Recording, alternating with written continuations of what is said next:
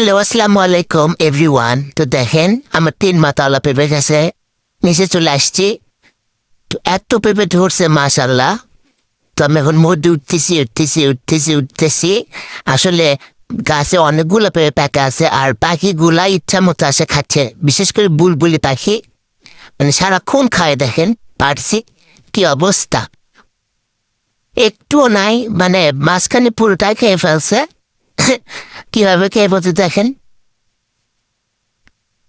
পেঁপেগুলো অনেক মিষ্টি। তারপর দেখেন আরেকটা পাড়া ট্রাই করতেছি, কিন্তু আমি আসলে হাতেই পাচ্ছি না আর কি, নাগালেই পাচ্ছি না হাতে। তারপরে আবার উপরে উঠলাম, টিনের উপরে, এই যে পারলাম, পেরে মাকে দিলাম।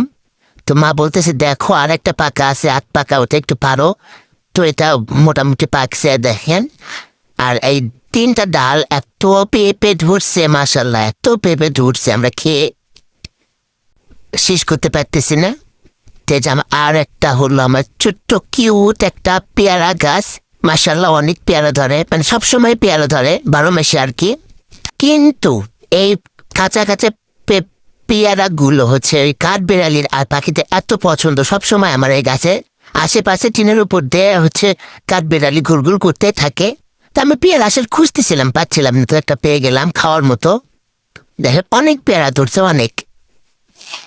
এই যে আমি ভাবতেছি যাবো কিভাবে, এই যে এই